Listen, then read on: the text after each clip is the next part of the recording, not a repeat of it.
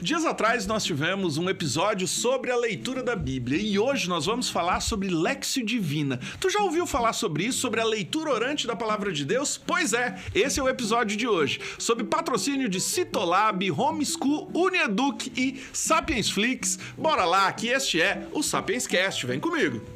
Respeitável público, chegou a hora das reflexões quentinhas no picadeiro da filosofia cotidiana.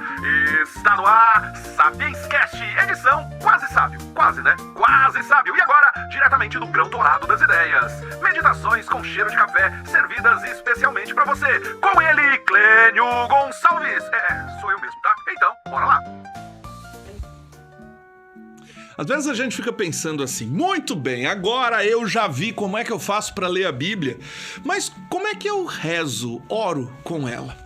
Então, nós vamos falar de uma metodologia muito antiga na vida da igreja cristã, dos primeiros séculos já. No século II, no século III, nós temos o incentivo da leitura das Sagradas Escrituras, tanto pelo que nós chamamos de patrística, Agostinho, Basílio, Gregório, enfim, Bento. Nós temos aquilo que hoje nós chamamos de Léxio Divina. A Léxio Divina significa leitura orante da Palavra de Deus, ou seja, leitura orante da Bíblia. Embora seja dos primeiros séculos, do século II e do século III, é apenas no século XII que a estrutura da Léxio Divina é organizada. Quando falamos então da Léxio Divina, nós falamos de um monge chamado Guido, um monge cartucho. E aí tu pode pensar assim, ô Clênio, o que é um monge cartucho? Então, vamos explicar isso de uma maneira mais fácil para que você possa entender. Um monge é um tipo de religioso consagrado dentro da estrutura da igreja cristã. Como existem os freis, as freiras dentro da estrutura cristã, existem também os monges e as monjas, que são freis, nem sempre padres, às vezes leigos também, que vivem e se consagram a Deus, mas vivem internos, ou seja, vivem em um mosteiro, fechados em um mosteiro, não sai dali. É uma estrutura muito antiga e é muito interessante isso. Aí você vai perguntar assim, o que eles fazem lá dentro, Clênio? Eles rezam e trabalham, como nós temos na regra de São Bento, ora et labora. Então eles têm uma organização de orações e uma organização de trabalho, pensando que muitas pessoas não podem rezar ou orar, por quê? Porque estão envolvidas em muitos trabalhos. Então eles devotamente entregam a sua vida a Deus e fazem isso por mim e por você. Eles oram pela igreja, eles rezam pela igreja. E é em um grupo destes de religiosos, de monges, que existe a ordem cartucha. Ô, professor Clênio, o que é um cartucho? É de espingarda? É de arma? Não, é um tipo de ordem religiosa, como tem os carmelitas, os dominicanos, os franciscanos. É um grupo que tem um estilo de vida como se fosse um sobrenome, Gonçalves, Pereira, Matos, Silva, assim por diante. É uma família religiosa. Então esse monge do século XII, ele organiza o que hoje, na vida moderna, nós temos e chamamos de Léxio Divina. E isso é feito em 4 passos. Os 4 passos da Léxio Divina são extremamente simples e você vai ver assim, ó, vai abrir a sua cabeça na forma de você pegar um texto bíblico e rezar, orar com ele. A Léxio Divina é estruturada em apenas 4 passos, então, muito simples, pensando como se fosse o degrau de uma escada, como se você estivesse dando passinho por passinho e se aproximando de Deus e daquilo que é o sonho de Deus. Esses 4 passos são feitos a partir de pelo menos 4 leituras do mesmo texto. Então, vamos explicar esse passo a passo de um jeito muito simples. Clênio, como é que eu faço para fazer a Léxio Divina? Simples. Tu vai abrir a tua Bíblia em um texto que você gosta, que você quer. Eu até sugiro que seja um texto do Evangelho, por exemplo. Você vai abrir esse texto e fazer uma primeira leitura desse texto. Então, pense comigo. 4 são os degraus desta metodologia de oração. Primeiro, leitura. Segundo, meditação. Terceiro, oração. E quarto, contemplação. Esses são os 4 passos básicos. E agora eu vou explicar cada um deles. Você abriu o texto bíblico, olhou e encontrou a passagem que você quer refletir? Então faz o seguinte, faça uma primeira leitura com muita calma, muita tranquilidade. No jeito moderno hoje, nós sempre dizemos para começar a Lexio Divina pedindo as luzes do Espírito Santo, fazendo uma oração pessoal, refletindo e colocando nas mãos de Deus aquilo que tu vai fazer. Mas o método são 4 passos. O primeiro é a leitura. Tu vai ler o texto e nesta primeira leitura, tu vai fazer a leitura do texto com a seguinte pergunta na cabeça. O que o texto diz? É só essa pergunta. Então você vai ler o texto? Eu vou dar um exemplo aqui, tá? Lucas capítulo 4, versículo 38, vai falar da cura da sogra de Pedro. Saindo Jesus da sinagoga, entrou na casa de Simão. A sogra de Simão estava com febre alta e pediram-lhe por ela. Inclinando-se sobre ela, ordenou ele a febre e a febre a deixou. Ela levantou-se e imediatamente colocou-o a servi-los. Vamos supor que seja apenas esse texto. A primeira coisa que a gente precisa ter na cabeça para esse primeiro ponto é o seguinte: o que diz o texto? O texto diz o quê, Clênio? Que Jesus estava na sinagoga, entrou na casa de Simão, a sogra de Simão estava com febre alta, eles pedem, intercedem por ela, Jesus se inclina sobre ela, ordena que a febre vai embora, ela se levanta e começa a servir Jesus. A ideia principal é que a gente olhe só para o texto e o que o texto diz, que a gente comece a entender algumas coisas que são importantes no texto. Por exemplo, naquela época, o contexto da época, se um homem ou uma mulher, enfim, tocasse em alguém doente, ficaria impuro. E aí nós percebemos que Jesus inclina-se sobre ela, ou seja, ele deita sobre ela, ele toca. E aí nós podemos pensar, poxa, mas por que Jesus não ficou impuro? Outra coisa que a gente pode pensar também é que imediatamente quando ela ficou curada, ela não foi fazer as coisas dela.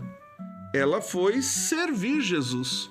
Ela foi cuidar das coisas de Jesus. Outra coisa que eu acho legal aqui nesse texto é que a sogra de Pedro, de Simão, foi curada não porque foi ela que pediu para Jesus. Olha que interessante. Quem pediu para Jesus foram eles. Então foi um passo de intercessão. Se ligou que tudo que nós estamos fazendo agora é sobre o que o texto diz? A gente não está fora do texto. A gente só está pensando sobre ele. Este é o primeiro passo. Vamos subir uma escadinha desse degrau. Neste segundo degrau desta nossa escada, ou seja, chegamos ao passo da meditação. Nós já entendemos o que o texto diz. Agora nós precisamos colocar na nossa cabeça que o passo da meditação é tentar entender o que o texto me diz. Se ligou? A diferença disso? O primeiro passo, o primeiro degrau dessa escada é o que o texto diz. Simplesmente isso. A história que estava aqui. Agora nós vamos olhar para essa história e ver o que ela significa na nossa vida. É o momento em que a gente vai parar para pensar. Se você precisar, leia de novo o texto, faça uma segunda leitura e comece a pensar: o que isso aqui parece na minha vida? É o momento em que a gente vai começar a pensar assim: quantas vezes eu intercedi por alguém? Quantas vezes que eu levei Jesus até alguém que precisava? Ou a gente vai começar assim: caraca, interessante, né? Quando Jesus muda a minha vida, eu sirvo ele de verdade? Será que eu já tive algum momento em que eu não tive condições de resolver as minhas coisas sozinhos e precisei que alguém me mostrasse o caminho certo? Porque foi isso que aconteceu. A mulher estava fechada em casa, com febre alta. Hoje eu posso também pensar assim: quando eu me fecho nos meus problemas, nas minhas dificuldades, será que eu me abro para que as pessoas cuidem de mim?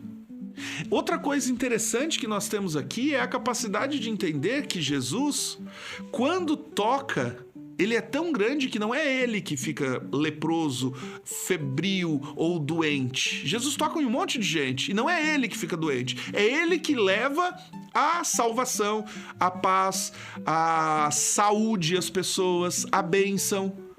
E aí você vai perceber que Jesus não pega a impureza. E aí eu preciso ficar também pensando assim, como cristão, ou seja, como alguém que se dedica a vida a Jesus, eu tenho a capacidade de levar a bênção nos lugares que eu chego?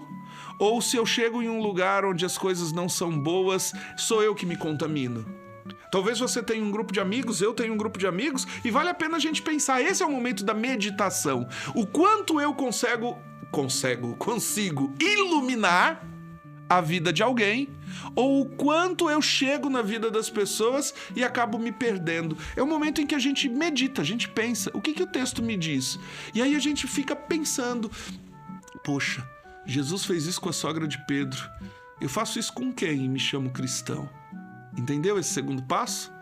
Então vamos subir de categoria agora, vamos para o que nós chamamos de oração. Já fizemos a leitura, o que o texto diz. Já fizemos a meditação, o que o texto me diz. Vamos para a oração, o que o texto me faz dizer. Esse passo agora, gente, é um passo muito legal, porque nós saímos apenas do texto e agora é o nosso passo de falar sobre Jesus, falar para Ele, para Deus, o que está dentro da gente. Então, enquanto até agora nós falávamos o que o texto disse, o que o texto me disse, agora nós saímos da palavra e colocamos-nos diante de Deus para falar com Ele. E aí o momento da oração, que é esse terceiro degrau, é o momento em que a gente vai fazer um agradecimento, uma prece, um pedido. Ou seja, é o momento em que nós falamos. Primeiro degrau, o que o texto diz. Segundo degrau, o que o texto me diz. Terceiro degrau, o que o texto me faz dizer. É nesse momento, talvez, que eu vou pedir perdão a Deus pelas vezes que eu cheguei em lugares em que as pessoas não estavam completamente conectadas e, ao invés de conectá-las, eu me desconectei. Ou pelas vezes que Deus mudou a minha vida e eu não coloquei a serviço. Esse é o momento, de fato, da gente fazer exatamente assim. Senhor Jesus, eu queria te pedir perdão pelas vezes em que o Senhor mudou, transformou a minha vida e eu não consegui enxergar. Continuei preocupado com os meus próprios problemas e não me coloquei a serviço da obra, a serviço do reino. Continue cuidando de mim, Senhor. Amém. Esse é um exemplo de oração. Entendeu o que o texto tem que tocar na gente?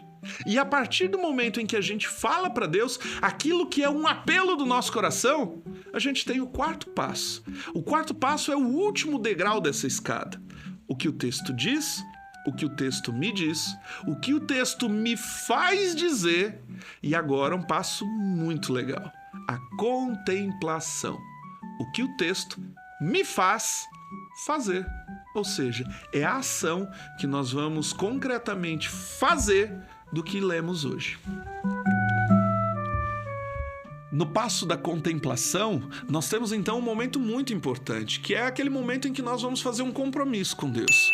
Talvez o compromisso dessa leitura seja: Senhor, eu quero então hoje me comprometer a todas as vezes que chegar em um ambiente que não seja saudável, conseguir levar o teu nome.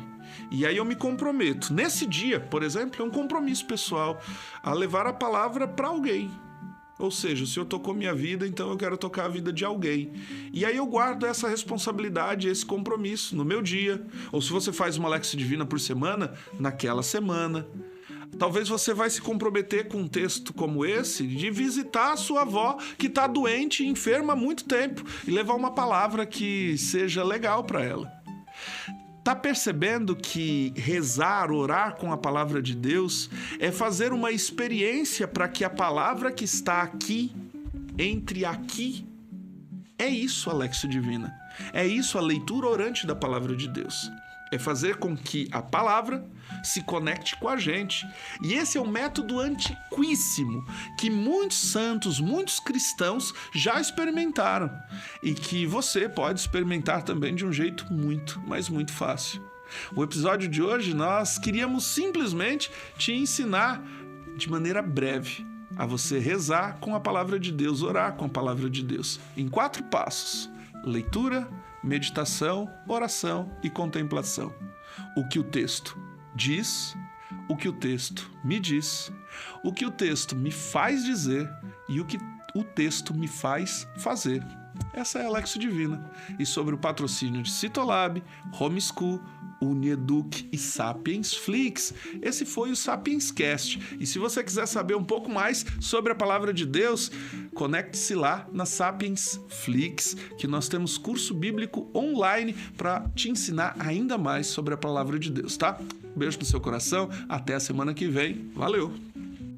Acabou de assistir o Sapiens Cast? Não para não, tá? Tem uma oferta importante para você. Nós podemos estudar Bíblia juntos. Você quer aprender mais sobre a Sagrada Escritura? Venha para Sapiens Flix, o estudo da Palavra de Deus. Tem um curso gratuito esperando por você de introdução à Bíblia. Então, na bio ou aqui no link abaixo, você vai saber como se inscrever, tá? Vem com a gente, um curso imperdível. Vem!